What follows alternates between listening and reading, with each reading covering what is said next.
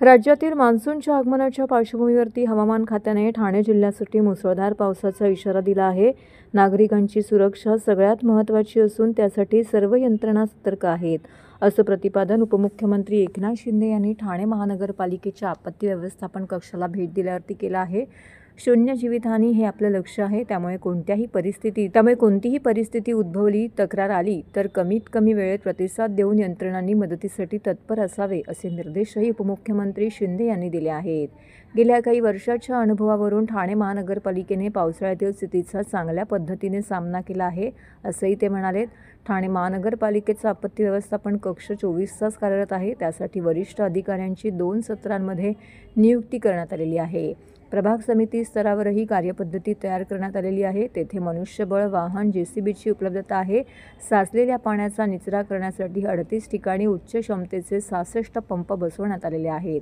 आतापर्यंत एकूण 135 मिलीमीटर पाऊस झाला आहे, पण पाणी साठण्याच्या तक्रारी आलेल्या नाहीत। जिथे थोडेफार पाणी होते तिथे पंपाच्या मदतीने काढण्यात आले आहेत, असंही उपमुख्यमंत्री शिंदे म्हणाले। ठाणे महानगरपालिका क्षेत्रात 6 ठिकाणी पर्जन्यमापक, 6 नाल्यांवरती फ्लड सेन्सर कार्यरत आहे। 43 संभाव्य ठिकाणी पाऊस पडत असताना कर्मचारी तैनात करण्यात आलेले आहेत, तर 29 जवानांचे TDRF पथकही तैनात असल्याचं उपमुख्यमंत्री शिंदे यांनी स्पष्ट केलं आहे। C1 गटातील अतिधोकादायक 90 इमारतींपैकी 42 इमारती रिकाम्या केल्या आहेत।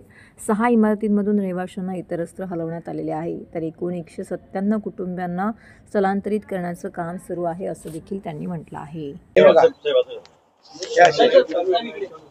हे पंप लागले, जनरेटर आहे चिखलवाडी का? अच्छा, म्हणजे त्याने खालून पाणी जनरेटरने पाईप टाकला खाली बघा, मोठा पंप आहे। हे पण तयारीमध्ये आहे।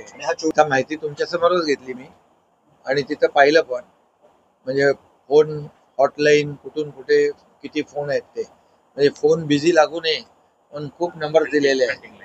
हंटिंग लाईन्स आहेत आणि CC कॅमेऱ्याचे देखील तिथं अरेंजमेंट केलेली आहे की आपण जवळपास 52 लो लाईन एरिया आयडेंटिफाय केलेत आणि तिथं या ठिकाणी या आपत्ती जो कक्ष आहे आपला नियंत्रण कक्ष 24/7 इथं आहे आणि 3 सत्रामध्ये वरिष्ठ अधिकारी इथं असतात।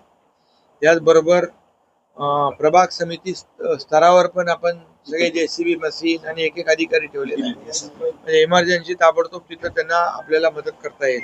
त्याचबरोबर 38 ठिकाणी 66 पंप जे आहेत, जे लो लाईन एरिया तिथं पाणी साचतं, 66 पंप देखील त्या ठिकाणी लावलेत। विशेष म्हणजे नाल्यावर सेन्सर लावलेले 8 ठिकाणी, म्हणजे जसं पाणी वाढेल तसं त्याने इथं कंट्रोल रूम मध्ये अलर्ट मिळेल आणि तिथल्या लोकांनाही देखील ते अलर्ट करू शकतात की पाणी वाढतंय आणि त्याप्रमाणे त्यांना सुरक्षित स्थळी आपल्याला हलवता येईल।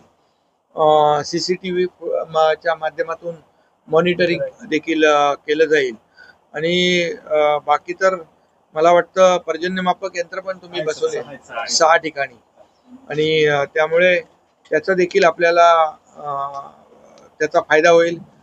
TDRF ची टीम महापालिकेचीच आहे आणि 2 NDRF च्या टीम तुम्ही आज येत आहेत, त्यामुळे त्याच्यामध्ये देखील फायदा या ठिकाणी होईल आणि सर्व पंपिंग आपले जे आहेत मोटर, तुम्हाला गेल्या वर्षी जिथं जिथं तुम्हाला माहित आहे की पाणी वॉटर लॉगिंग झालंय, तर तुम्ही ते आयडेंटिफाय करून काही स्पॉट जे आहेत ते तर आता पाणी यावर्षी साचत नाही, जे मेकॅनिझम तुम्ही बनवलंय, त्यामुळे त्याचा देखील फायदा या ठिकाणी झालेला आहे। आणि